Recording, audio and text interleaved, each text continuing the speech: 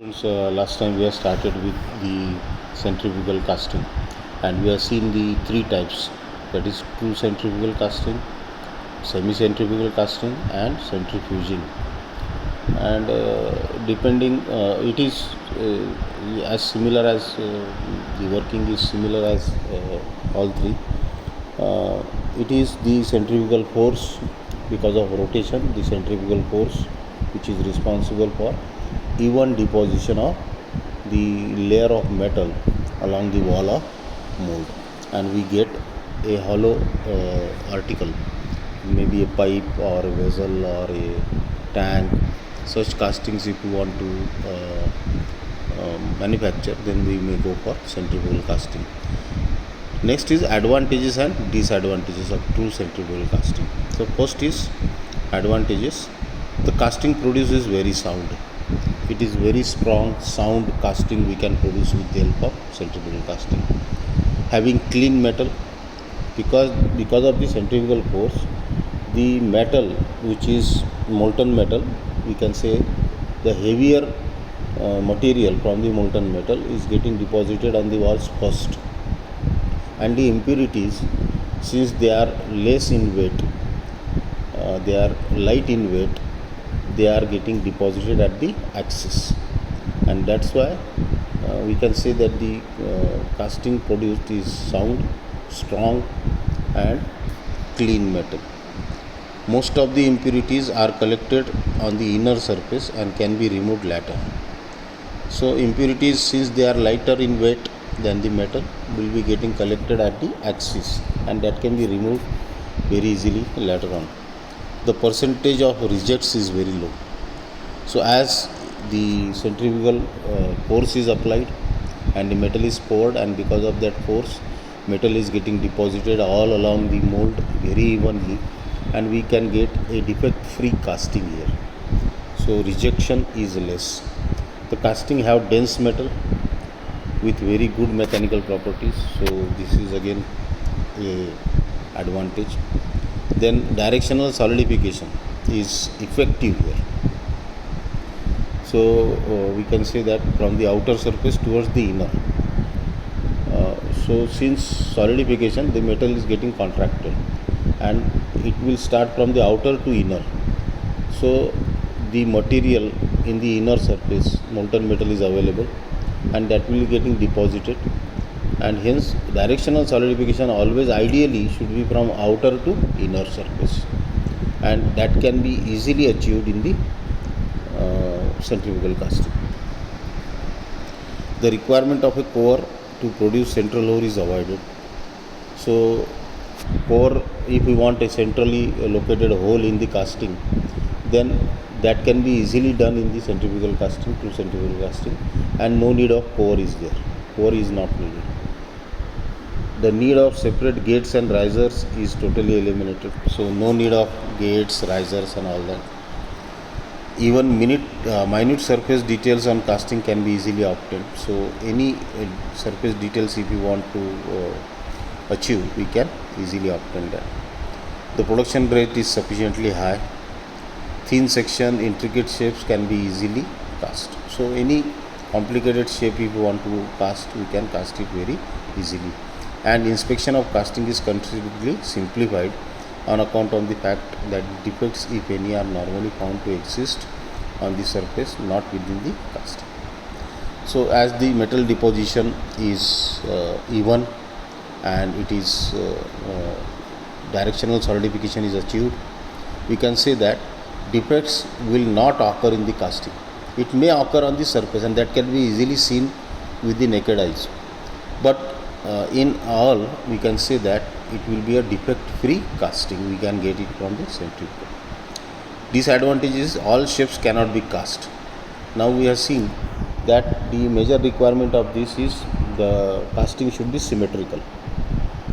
So along a axis, we should able to rotate it, that mold. So that's why all shapes cannot be casted. The complete equipment requires a heavy initial investment. So initial investment is very high. Maintenance is quite expensive. Its operation needs the employment of skilled labor. So these are the 2-3 disadvantages. But all in all, the centrifugal casting process is very advantageous.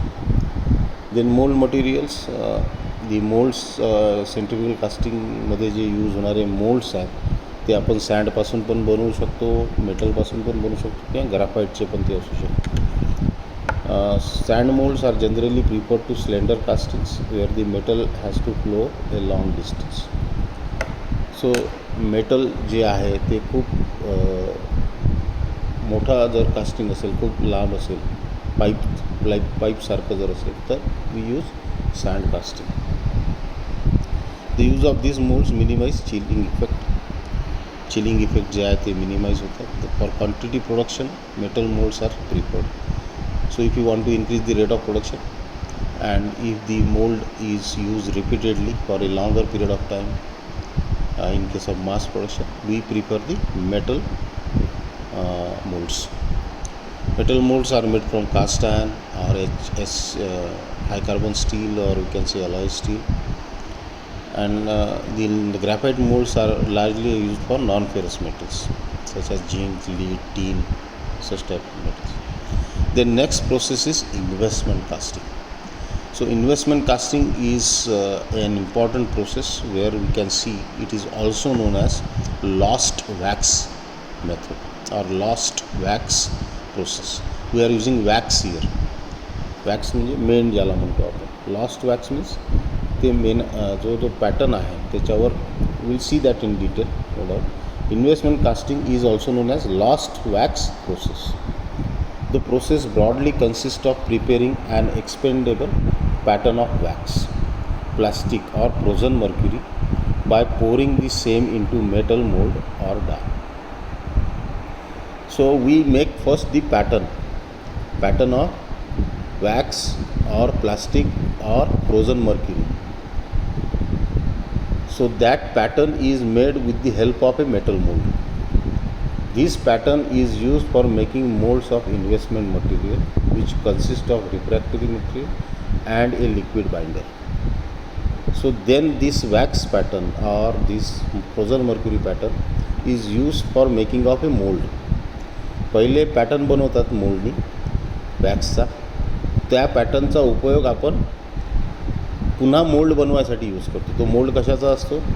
रिफ्रॅक्टरी material, जसे slurry असेल किंवा liquid binder असेल, ते सगळं mix करून त्या मटेरियलचं deposition त्या wax पॅटर्नवर देतात आणि मग त्यातला वॅक्स हीट घेऊन त्याला गरम करून त्याला वितळवून बाहेर काढून घेतात. So that is what is investment casting. So which consist of refractory material आणि liquid binder. The investment mould is used for casting.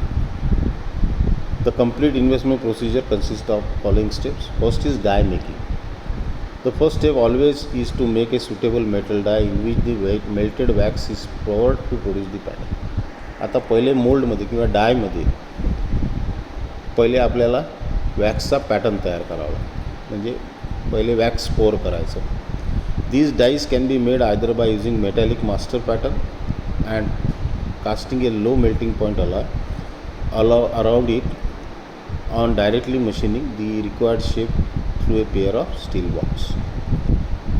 तर ही जी डाय असते ही डाय आपण मेटॅलिक पॅटर्नपासून तयार करतो, मास्टर पॅटर्न जो असतो त्याच्यापासून. आणि वॅक्सच आपल्याला मोल्ड करायचं आहे तर त्याला लो मेल्टिंग पॉईंट अलॉय पण आपण यूज करू शकतो. Obviously a steel die will have much longer life, त्याचा लाईफ जास्त असेल. Dowel pins corresponding holes are always provided, म्हणजे ते असेंब्लीसाठी दोन जे पार्ट्स आहेत डायचे ते एकमेकांना व्यवस्थित जुळले पाहिजे. तर dowel pins holes are always produced. The pouring gate is provided with adequate draft to facilitate easy opening of the die. Draft म्हणजे टॅपर अँगल दिलेला असतो, त्याच्या सहाय्याने तुम्ही चाळी पाहिली असेल, जर आपण कोणतं लिक्विड कुठे ओततो आहे तर त्याला आपण वर चाळीला तर ती चाळीची जी स्क्रू असतो तो असा टॅपर्ड असतो, तिरपा असतो.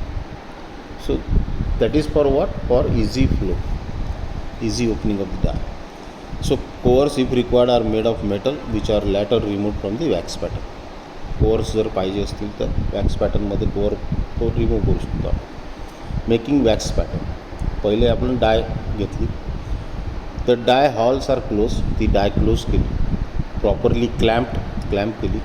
Molten wax is then force into die, वॅक्सला वितळवलं, त्याला मेल्ट केलं आणि then it is force into die under pressure by means of wax injection machine. या इंजेक्शन मशीनने ते वॅक्स इंजेक्ट केलं त्या डायमध्ये. Small shallow vents on the parting surface of the die provide the required venting. आता याच्यात वेंटिंगही लागेल, कारण आतमध्ये डायमध्ये जी हवा आहे ती ॲटमॉस्फिअरमध्ये निघून गेली पाहिजे, so that pattern what we are getting, वॅक्सचा जो पॅटर्न आहे तो आपल्याला चांगला मिळाला पाहिजे. The wax should have good strength, low shrinkage and ability to ensure good dimensional accuracy. हे प्रॉपर्टीज आपल्याला वॅक्सकडून मिळाल्या पाहिजे, की ॲक्युरेसी डायमेन्शनल ॲक्युरेसी मिळाली पाहिजे, त्याची स्ट्रेंथ पण चांगली पाहिजे, आणि श्रिंकेज म्हणजे कॉन्ट्रॅक्शन ज्याला म्हणतो आपण, सॉलिडिफिकेशन नंतर ते नसलं पाहिजे, कमी असलं पाहिजे. It should be brittle enough to break, ते तुटलंही पाहिजे लवकर किंवा वितळलं पाहिजे. The actual temperatures and pressure used for wax injection depends upon the type of wax used and the shape and thickness of parts. किती प्रेशरवर इंजेक्ट करायचं, किती टेम्परेचरवर वॅक्स वितळायचं आणि त्याला इंजेक्ट करायचं, हे कशावर डिपेंड करतं, कोणता वॅक्स तुम्ही यूज करताय आणि पार्ट्सची थिकनेस काय आहे. Similarly cooling rate, holding time in die vary with the individual part. किती वेळ ते सॉलिडिफिकेशन लागेल, किती वेळ ते ठेवायचं, त्याचा कूलिंग रेट काय असला पाहिजे, हे सगळं आपल्याला त्या वॅक्सच्या नेचरवर ठरवावं लागतं. Solidification of wax hardly takes 1 to 2 minutes, 1-2 मिनटात ते सॉलिड होऊन जातं. The die is then open, ती डाय ओपन केल्या जाते आणि दी पॅटर्न इज रिमूव्ह. जो वॅक्सचा पॅटर्न आपण बनवला आहे तो रिमूव्ह केला जातो. A lubricant is then spread on the operation take place in the die surface and same close for the casting of the next wax. म्हणजे आतमध्ये एखादं लुब्रिकंट स्प्रे करून त्या डायच्या आतमधल्या सरफेसवर पुन्हा पुढच्या कास्टिंगसाठी ती डाय प्रिपेअर केली जाते. तो वॅक्स पॅटर्न आपण बनवला, वेगवेगळे पीसेस वॅक्स पॅटर्नचे, ते असेंबल केलं. नाव assembling the wax pattern. The next step is to weld the wax with number of small wax patterns to a common wax gating system. So method that they can be place together on in one mould. हे सगळे छोटे छोटे जे वॅक्सचे pattern बनवले ते एकमेकांना जोडतात आणि एकाच गेटिंग सिस्टीमला ते जोडल्या जातात. This is done by means of instrument called hot wire welder. जसं आपलं सोल्डरिंग वायर असतो तशी वायर असतो, त्यांनी ते वितळून त्याला मेल्ट करतात. Which consist of small piece of resistance wire heated by an electric current to a temperature just sufficient to melt the wax. तेच मी सांगितलं की सोल्डरिंग वायरसाठी. Assembly fixtures are employed to minimise the time for this operation. Assembly fixtures लावलेले असतात. The complete pattern assembly including the metal to the gates, risers etcetera is then placed in a metal box called flask. फ्लास्कमध्ये ते place केलं जातं, which contains the investment material. Investment ज्याचं investment करायचं आहे ते मटेरियल त्या फ्लास्कमध्ये असते आणि तो जो पॅटर्न आहे वॅक्सचा तो त्याच्यात डुबवतात. Investing. The investment material can be applied around the wax pattern assemblies to form the molds in which following 3 types: mix or pour method. It consists of making a slurry of finely ground refractory grains by mixing them with suitable liquid binder and pouring the slurry into flasks around the pattern. त्या फ्लास्कमध्ये तो pattern ठेवला आपण वॅक्सचा, त्याच्यावर ती slurry रिफ्रॅक्टरी material आणि बाइंडरची त्याच्यावरती pour करतो. Vacuum or vibrating technique may be used to remove the entrapped air. आतमध्ये काही हवा जर ट्रॅप झाली असेल तर ती रिमूव्ह करतात. After setting the slurry the mould is ready for baking. ती स्लरी त्याच्यावर सेट झाली त्या वॅक्सवर की ते बेकिंगसाठी सेट, त्याला बेक करावं लागतं, हार्ड करावं लागतं. Second is dip coat method. It consist of providing a thin coat of pattern surface on the refractory surface slurry of the same type. आता याच्यावर एखादा थिन कोट त्या पॅटर्नवर सरीचा आपण देतो. After it dries a cheaper and coarser investment materials. पहिले एक layer द्यायची, मग ती ड्राय झाल्यावर त्याच्यावर दुसरी लेअर थोडासा कोर्स म्हणजे ज्याला आपण म्हणतो जाड्या रेतीचा थर देतो.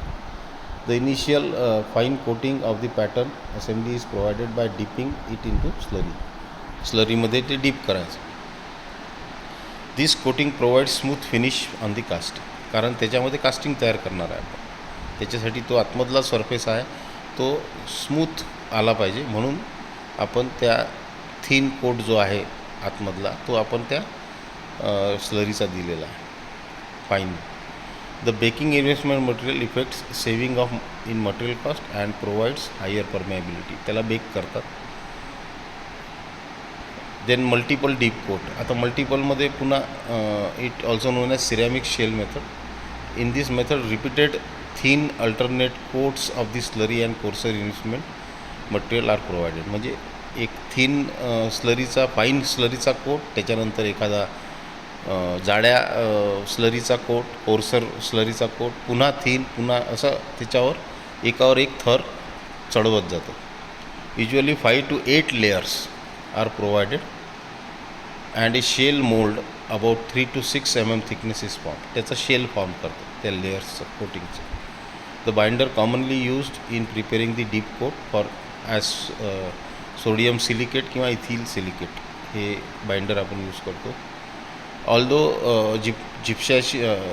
Gypsum plaster may be also be use for binder. Plaster जे असतं, प्लास्टर ऑफ पॅरिस म्हणतो आपण त्याला, ते पण आपण यूज करू शकतो for the shell mould. Pouring temperature जे आहे ते below 1000 degree centigrade. The powder refractory material mix it with silica, magnesia, alumina, powder glass or zircon. It is necessary to dry up each layer. पहिली प्रत्येक layer रिफ्रॅक्टरी मटेरियलची पहिले fine, मग course, मग पुन्हा फाईन, मग कोर्स, ते ड्राय करणं आवश्यक आहे. त्याच्यावर ड्राय झालं की कोट द्यायचा, ड्राय झालं की कोट द्यायचा. पहिला कोट, दुसरा, जसं आपण भिंती रंगवतो तो पहिला कोट, मग तो ड्राय झाल्यावर दुसरा कोट, मग तिसरा कोट, त्याच्यानंतर ते फायनल होतं. आता नेक्स्ट स्टेप आहे रिमूव्हल ऑफ वॅक्स पॅटर्न. आता काय केलं आपण, डायमध्ये पहिले वॅक्सचा पॅटर्न बनवला. त्या वॅक्सच्या पॅटर्नवर आपण रिफ्रॅक्टरी स्लरी डिपॉझिट केली. ती आपण डुबवून केली ते किंवा त्याच्यावर कोट देऊन केली, तर ती रिफ्रॅक्टरी स्लरीचा जो कोटिंग आहे हे आपण वॅक्सवर दिले. आता काय करू आपण, removal of wax pattern. The wax pattern can be removed by the mold by two methods. One method is to place the mold into long continuous mold heating furnace in an inverted position. त्याला उलटं लटकून देतात फर्नेसमध्ये आणि त्याचा जो screw आहे तो खाली ठेवतात. म्हणजे ते वॅक्स जे आहे ते वितळून सगळं बाहेर निघून जातं आणि त्याचं बेकिंग पण होऊन जातं त्या पॅटर्नचं. The wax is subjected to temperature ranging from 760 to 1000 degree centigrade is melted due to this heat. The complete operation takes 4 to 12 hours. However, there is a danger of damage to the mold also, कारण temperature खूप जास्त असते. This danger is eliminated by removing the wax with the help of solvent, degreaser. आता केमिकलच्या साहाय्याने पण आपण त्याला remove करू शकतो वॅक्सला, त्याला वितळू शकतो. केमिकल्स जसं आपण पाहतो की ॲसिडने आपण बऱ्याचशा गोष्टी रिमूव्ह करतो, स्टेन्स वगैरे, डाग वगैरे.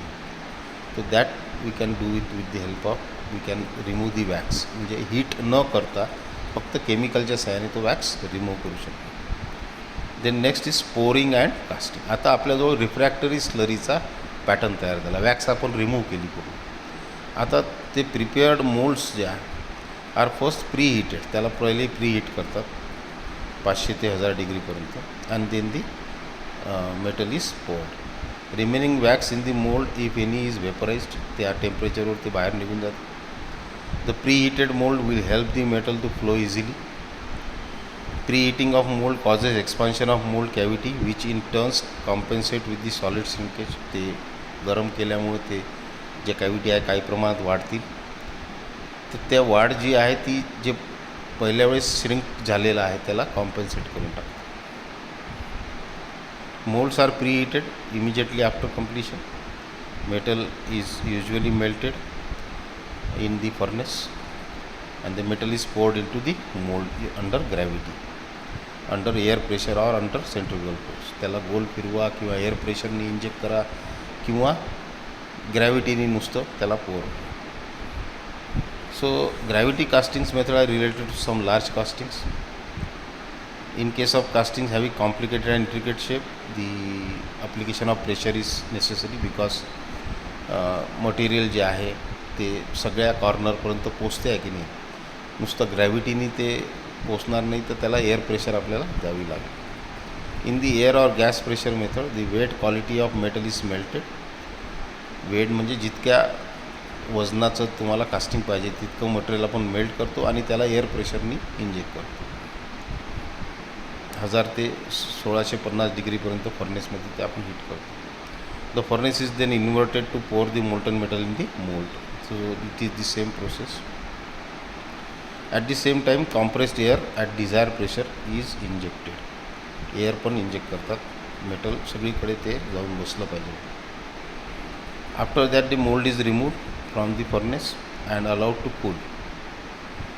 The furnace inverted back in position for the next melt. त्याला पुन्हा सरळ करतात. In centrifugal casting method weight quantity of metal is placed in to crucible which is kept at high frequency induction furnace. त्याला गोल फिरवायचं असेल centrifugal casting तर ते पण आपण करू शकतो.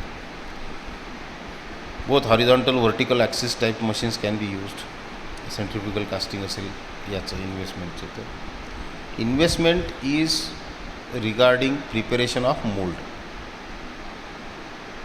तो मोल्ड कसा बनवतात, पहिले जी डाय असते त्या डायमध्ये वॅक्सचा पॅटर्न बनवतात. त्या वॅक्सच्या पॅटर्नवर कोटिंग देतात रिफ्रॅक्टरी स्लरीचं आणि मग ते वाळलं की त्याच्यातला वॅक्स रिमूव्ह करतात, तर आपोआप त्याचा असा पॅटर्न तयार होतो, मोल्ड तयार होतो. Cleaning and inspection. आता cleaning and inspection is very obvious that clean करणे आणि न्यूमॅटिकली एअरनी किंवा हॅमरिंगनी, न्यूमॅटिक हॅमर्सनी, व्हायब्रेशननी आपण त्याचं स्ट्रेसेस रिमूव्ह करू शकतो. गेट्स रायझर्स तोडून टाकू शकतो त्याचे, आणि किंवा सँड ब्लास्टिंग म्हणजे अंडर हाय प्रेशर जर सँडचे तुकडे आपण त्याच्यावर मारले तर ते आपोआप त्याच्यातले स्ट्रेसेस वगैरे रिलीव्ह होते. So this is we can see the diagrams. So this is the mould for producing the pattern. हा वॅक्सचा पॅटर्न तयार झाला. वॅक्स पॅटर्न्स हा ट्री बनवला आपण, याला जोडलं. सगळे वॅक्स पॅटर्न्स जे इंडिव्हिज्युअल तयार केले ते आपण एकमेकांशी जोडले या कॉमन स्क्रूनी. हा पोरिंग कप आहे वरती आणि हा गेट आहे, कॉमन गेटिंग सिस्टीमनी जोडले आपण. त्याच्यावर रिफ्रॅक्टरी स्लरी आपण इन्व्हेस्ट केली, त्याला डुबवलं स्लरीमध्ये. या वॅक्स पॅटर्नच्या वर ह्या येलो कलरमध्ये दिसते आहे ते लेअर तयार झाली, refractory coating. Refractory slurry invested over the wax pattern drying in air. याला आपण एअरनी ड्राय करतो. Then wax melted out. याला वॅक्सला मेल्ट करतो आपण. Mould for the investment casting. So here you can see हा मोल्ड जो आहे हा तयार झाला रिफ्रॅक्टरी मटेरियलचा. हे वॅक्स जे आहे हे मेल्ट केलं आपण, याच्यातून रिमूव्ह केलं ते. Mould for investment casting heated before pouring. याला पहिले पोरिंगच्या पहिले याला प्री हीट करतात to ensure the baking of this mould. आणि आतमधले काही इम्प्युरिटीज वगैरे काय असेल किंवा वॅक्स असेल तो निघून जाईल, इव्हॅपोरेट होईल. Then pouring. याच्यामध्ये मेटल पोर करतात, ज्या मेटलचं कास्टिंग पाहिजे ते पोर करतात. आणि solidification of an investment casting. हे सॉलिडिफिकेशन इथं सुरू आहे. आणि after removal of this mould, याच्यात मोल्ड रिमूव्ह केला, हे सँड जी आहे ही सगळी आपण रिमूव्ह केली, तोडली, त्याला चिप अप केली, then we can get the casting like this. So this is the casting, final product we can see, investment casting. So this method is generally used to investment casting method is generally used to manufacture the costly articles such as say jewelry. So this is the investment casting. Then there are advantages and disadvantages also. First is high dimensional accuracy with very close tolerances can be achieved. So dimensional accuracy is very high. Complex काही shapes असतील, intricate shapes असतील तर ते पण आपण easily caste करू शकतो. Extremely thin section, खूप पातळ जर कास्टिंग असेल तर ते पण आपण बनवू शकतो. कास्टिंग्स आर साऊंड, चांगले स्ट्रॉंग असतात ते, free from the defects. Rejection जे आहे ते कमी होऊन जातं. Surface finishing is very high. Disadvantage आहे, size of the casting made is limited. छोटे छोटे आपण बनवू शकतो. Large casting cannot be produce, मोठे कास्टिंग आपण यांनी बनवू शकत नाही. One mould can be used only for one casting. आता जो मोल्ड आहे, जो आपण रिफ्रॅक्टरी मटेरियलचा मोल्ड त्याला आपल्याला तोडून टाकावं लागतं. तर पुन्हा आपल्याला जर कास्टिंग करायचं असेल तर यू टू प्रिपेअर पुन्हा डायमध्ये वॅक्सचा पॅटर्न, वॅक्सवर स्लरी, मग ते रिफ्रॅक्टरी मटेरियलचा स्लरीचा पॅटर्न मोल्ड तयार होतो आणि मग तो मोल्डमध्ये आपल्याला मेटल पोअर करावं लागतं आणि मेटल सॉलिडिफाय झाला तो मोल्ड तोडून टाकावा लागतो. So all the time will have to repeat the process. So it is very costly affair. So one mold can be used only one casting for one casting. Every time the casting is to be made, a new mold to be prepared. This increases the cost of production. A relatively very slow process and generally preferred where special shape, thin section, dimensional accuracy जिथे खूप जास्त पाहिजे. Surface finish खूप vital importance आहे. म्हणजे वेळ लागला तर चालेल पण सरफेस फिनिशिंग चांगलं आलं पाहिजे. हे जेव्हा असतं तेव्हा we use investment casting. Generally use to manufacture the high cost or highly से dimensional accuracy if you want, surface finishing if you want, and all these things are required in jewelry manufacturing. So investment casting is generally used for jewelry making. Next is continuous casting, that we will see in the next video.